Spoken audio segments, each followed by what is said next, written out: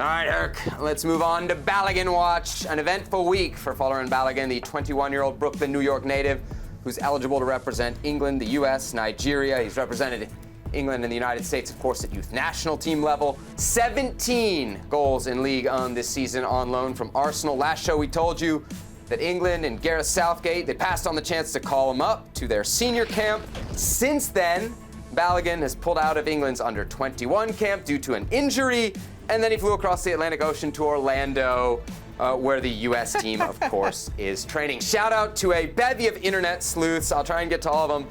At Burner USMNT, your guy, tactical manager Herc down there in Orlando. Yep. At CONCACAF, Edgar. And then my guy at Tim Chase, the grass man. There you who's go. finding out exactly where everybody's training. So great stuff from U.S. fans. Obviously, U.S. fans are buzzing, players are buzzing. What about the English side? We're going to hear from Anthony Hudson, Christian Pulisic on the U.S. side, and Lee Carsley, England's under-21 coach, all on the Balogun saga. I think it's every time or any contact we have with Flo, he's very connected to what we're doing. He's been an integral part of our campaign. He's our leading goal scorer. Really looking forward to having him back with us in the summer. And like I say, he's never given us any we've never had any opportunity to question why he wouldn't want to continue that. But I think it's something that we need to, we're aware of and we need to keep an eye on. Yeah, he's as I said before, we've had dialogue, we've spoken. He's out here, having a bit of a break and some training, and we've had some discussions. So yeah, we're now it's about him just enjoying the rest of his trip. No, so obviously I've seen that he's in Florida. I haven't really spoken to him personally, but I know some of the guys that know him, from previous, teams or whatever have reached out to him and spoken to him. So obviously from our side, we'd love to have him. So I haven't had any conversations with him personally, but hopefully in the near future. All right, some subtle, maybe not so subtle Cheshire cat grins there from Christian body Pulisic language, right? and Anthony Hudson. Yeah, hey, they're excited about it. So are we. We were pretty optimistic on Monday, Herc, but after the last, let's say, 48 hours, England, U.S., Nigeria. Who do you think now has the upper hand in the Balogun sweepstakes? Did you see the Orlando Magic Twitter handle? He's courtside taking a picture with the Orlando Magic jersey. They gave him the number 9 shirt, right? They already gave him the number 9. Look at that. Oh, they just mysteriously, hey, you're in town? Come check out a game. We're huge League One fans. All right, okay. What are you saying? U.S. Soccer got him tickets? I think it's highly unlikely. Hey, look, it's Would that be a recruiting violation? Orlando. Listen, the official visit is on, all right? This is what you do when you go visit colleges, right, Seb? This is what you did, right? The recruiting visit. You get to know. Listen, just for a second. You're trying to tell me he had his sights set on the England full team. That didn't happen. He gets called into the U21 team. Marcus Rashford gets injured.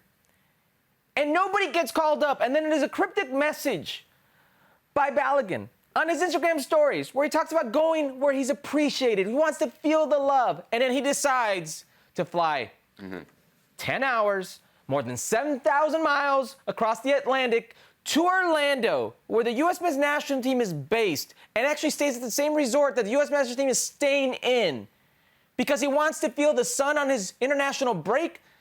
Are there no places around the world besides Orlando one could go to? Don't hate on Orlando. Don't hate on Orlando. Lots to do. Disney. Lots to do in Orlando. But this man wants to feel the love.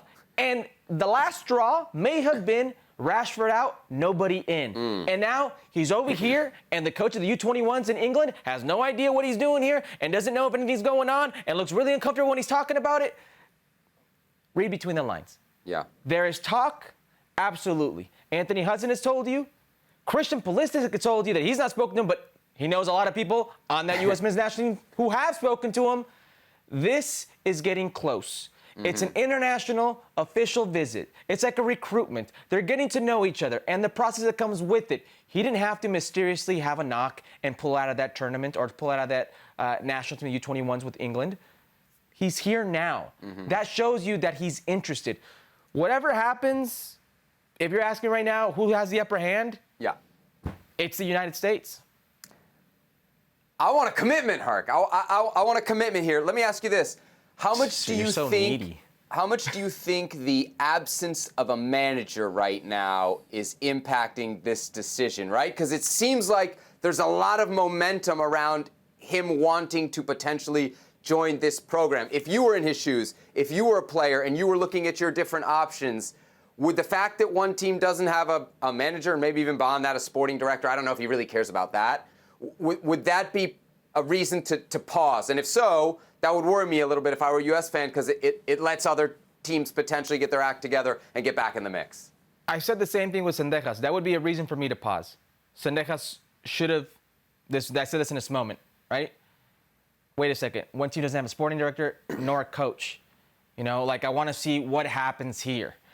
That's not the case anymore, because he's been talking to Greg Berhalter, and Anthony Hudson was with him with Greg Berhalter, and now Anthony Hudson is in communication, and there seems to be a lot of communication with the U.S. men's national team players.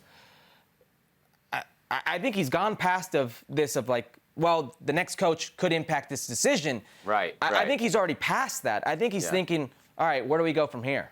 Yeah. He left one team's camp, didn't want to be in one team's camp, just to be around the other team's camp, right? I think that tells you something. Also, we gave credit to some of the internet sleuths. Let's just generally give credit to USMNT fandom online, Herc. We know it's been called toxic in the past. If you see Balogun's Instagram right now, it is blown up with U.S. fans. If he ends up choosing the U.S., and remember the I want to feel appreciated, the U.S. fans on social media definitely played a role. Yeah. They're letting him know he would be beloved here.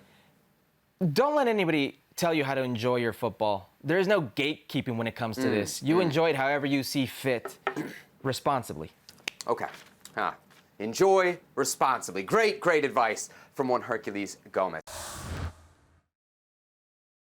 Thanks so much for watching ESPN on YouTube. And for more sports highlights and analysis, be sure to download the ESPN app. And for premium content and live streaming, subscribe to ESPN Plus.